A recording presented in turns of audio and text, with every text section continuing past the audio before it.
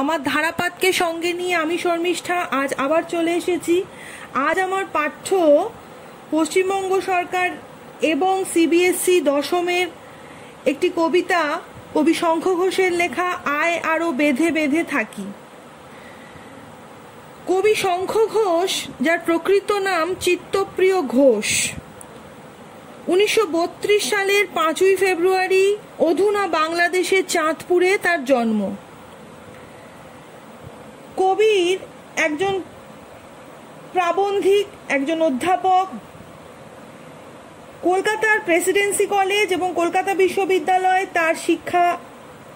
তার প্রথম কাব্যগ্রন্থ দিনগুলি রাতগুলি। আমাদের পাঠ্য কবিতা আয় আরো বেঁধে বেঁধে থাকি কবিতাটি কবির জলই পাষাণ হয়ে আছে কাব্যগ্রন্থের অন্তর্গত, যেটি 2004 সালে প্রকাশিত হয়। কবির একটি ছদ্মনামে লিখতেন, সেটি হলো কুন্তক। কবিতাটি বোঝানোর আগে কবিতাটির প্রেক্ষাপট একটু বলে নেব। সেটি হলো ইরাক ও কুয়েতের মধ্যে মধ্যপ্রাচ্যের তেলের খনি দখলকে কেন্দ্র করে 1991 সাল থেকে একটা বিদ্বেষ শুরু হয়েছিল। এক সময় উভয় দেশের মধ্যে, অর্থাৎ ইরাক ও কুয়েতের মধ্যে যুদ্ধ শুরু হয়। তখন কুয়েতকে সাহায্য করে বিশ্বের 3টি শক্তিশালী দেশ, আমেরিকা, ফ্রান্স ও ইংল্যান্ড। এই যুদ্ধে সাধারণ মানুষ বিপর্যস্ত হয়ে পড়ে। সমগ্র বিশ্বে এই বিপর্যস্ত সাধারণ মানুষের প্রতিনিধি স্বরূপ কবি শঙ্খ ঘোষ এই কবিতাটি আমাদের সামনে তুলে ধরেন। কবিতাটির অন্তিম পর্বে কবি একটি বিপন্ন অবস্থা থেকে মুক্তির উপায় তথা ভবিষ্যতের জন্য আশার বাণী শুনিয়েছিলেন আমাদের, অর্থাৎ তার পাঠকদের। এখানে কবি শঙ্খ ঘোষের প্রসঙ্গে আর দুটি কথা বলা খুব দরকার। সেটি হচ্ছে বাবরের প্রার্থনা, এই কাব্যগ্রন্থটির জন্য কবি ভারতের দ্বিতীয় সর্বোচ্চ সাহিত্য পুরস্কার, সাহিত্য একাডেমি পুরস্কার পেয়েছিলেন। আর 2016 সালে তিনি ভারতের সর্বোচ্চ সাহিত্য সম্মান জ্ঞানপীঠ পুরস্কার পেয়েছিলেন। কবির লেখা আরেকটি উল্লেখযোগ্য কাব্যগ্রন্থ হলো মুখ ঢেকে যায় বিজ্ঞাপনে। এইবার আমি কবিতাটা অল্প অল্প করে পড়ব এবং তার মানে বোঝাবো। আমাদের ডান পাশে ধস, আমাদের বাঁয়ে গিরিখাত, আমাদের মাথায় বোমারু, পায়ে পায়ে হিমানির বাঁধ। কবি বলছেন যে আমাদের, অর্থাৎ আমরা সাধারণ মানুষ যারা বিপর্যস্ত, তাদের ডান দিকে ধস। ধস মানে আমরা জানি যে পাহাড়ি অঞ্চলে মাঝে মাঝেই ভূমি ধসে পড়ে, ধস নামে। আর বাঁয়ে গিরিখাত অর্থাৎ বিপদ। মাথার ওপর বোমারু, বোমারু মানে বোমা নিক্ষেপক বিমান। আর পায়ে পায়ে হিমানির বাঁধ, হিমানি মানে হচ্ছে হিম প্রাচীর বা বরফের প্রাচীর। এই সবকটি হচ্ছে বিপদের সংকেত, অর্থাৎ আমাদের পায়ে পায়ে, ডাইনে বাঁয়ে, মাথার ওপর সর্বত্র বিপদ ঘনীভূত। আমাদের পথ নেই কোনো, আমাদের ঘর গেছে উড়ে। তো এই বিপদ থেকে পরিত্রাণের আমাদের কোনো পথ নেই, অর্থাৎ উপায় নেই। তার উপর আমাদের ঘর, অর্থাৎ আমাদের আশ্রয় আমরা হারিয়েছি। আমাদের শিশুদের সব ছড়ানো রয়েছে কাছে দূরে। যুদ্ধে বিপর্যস্ত সাধারণ মানুষের পাশাপাশি নর নারী শিশু সবাই মৃত্যু মুখে পতিত হয়েছে। সব মানে মৃতদেহ। সেই মৃতদেহগুলো ছড়িয়ে আছে সর্বত্র কাছে দূরে। আমরাও তবে এইভাবে এই মুহূর্তে মরে যাব নাকি? অর্থাৎ কবি আশঙ্কা প্রকাশ করেছেন যে এই বিপদের পরিবেশে আমরাও কি মৃত্যু মুখে পতিত হব? আমাদের পথ নেই আর, আয় আরো বেঁধে বেঁধে থাকি।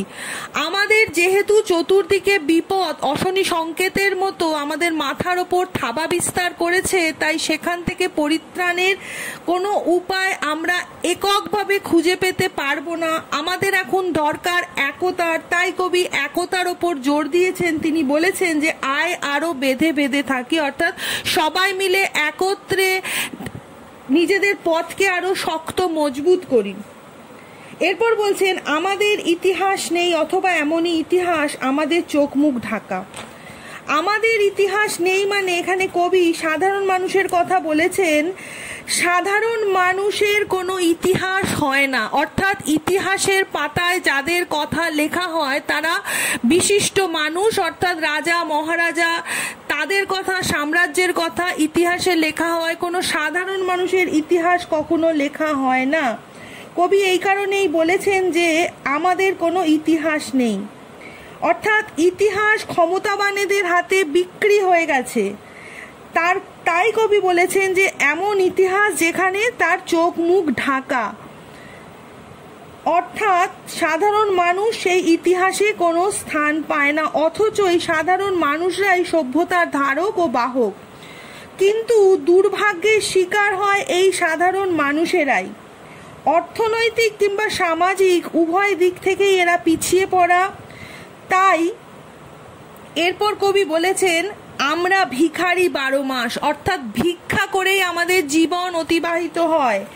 এই ভিক্ষা হলো দৌড়ে দৌড়ে গিয়ে ভিক্ষা নয়, বাসস্থানের জন্য ভিক্ষা, অর্থাৎ আশ্রয়ের জন্য ভিক্ষা, অন্নের জন্য ভিক্ষা, নিশ্চিত নিরাপদ জীবনের আশ্বাস পাওয়ার জন্য ভিক্ষা, অর্থাৎ দেশের কাছে ভিক্ষা, সাধারণ মানুষের নিজস্ব কোনো অস্তিত্ব বজায় রাখার জন্য এই ভিক্ষা।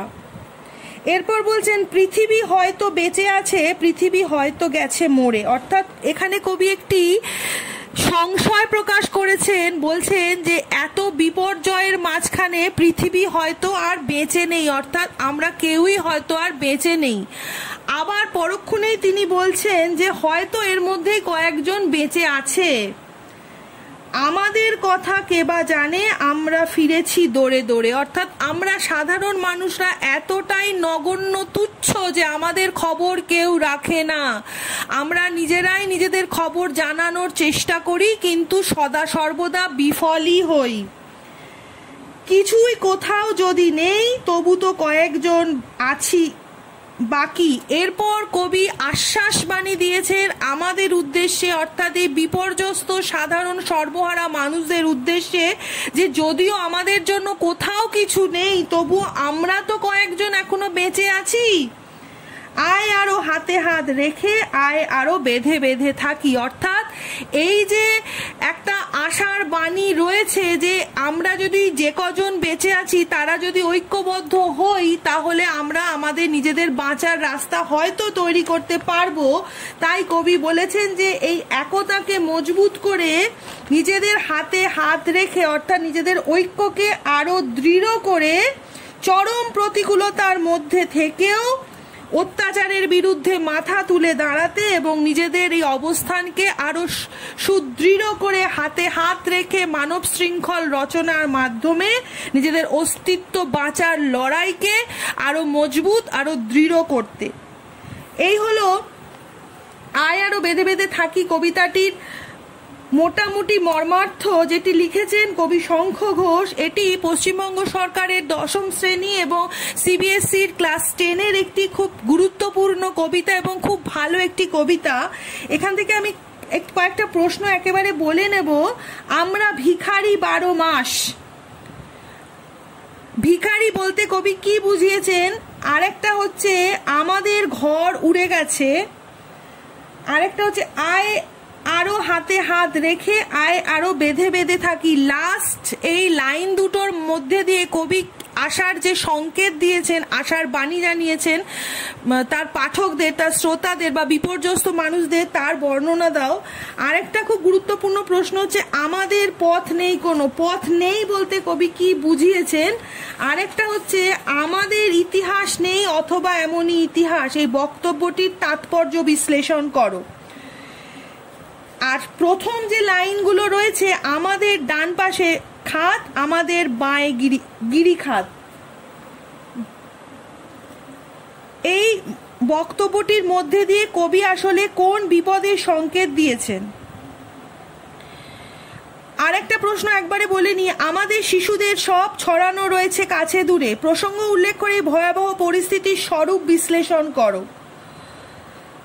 আমাদের মাথায় বোমারু, পায়ে পায়ে হিমানির বাঁধ, কবির এরকম মনে হওয়ার কারণ কি? তো এইগুলো হলো মোটামুটি আয়ারও বেঁধে বেঁধে থাকির বেশ সম্ভাব্য কিছু প্রশ্নাবলী। এই প্রশ্নগুলো তোমরা খাতায় লিখো এবং যদি তোমরা না পারো অবশ্যই আমাকে কমেন্ট করো, আমি তোমাদের লিখতে সাহায্য করব। একটা ভিডিওর মধ্যে সমস্ত প্রশ্ন এবং তার উত্তর তো বলা সম্ভব হয় না, কিন্তু আমি অবশ্যই চেষ্টা করব বেশ কিছু প্রশ্নকে উত্তর সমেত তোমাদের সঙ্গে আলোচনা করতে আমার অন্য ভিডিওর মাধ্যমে। আজ এই পর্যন্ত। তোমরা যদি বুঝে থাকো, যদি ভালো লাগে আমার পড়া, অবশ্যই আমার ধারাপাতকে তোমরা লাইক করো, শেয়ার করো এবং সাবস্ক্রাইব করো। বন্ধুদের মধ্যে আমার ধারাপাতকে ছড়িয়ে দিও। আজ এই পর্যন্ত। নতুন আরেকটা বিষয় নিয়ে আমি শর্মিষ্ঠা আমার ধারাপাতকে নিয়ে আবার খুব তাড়াতাড়ি ফিরে আসবো।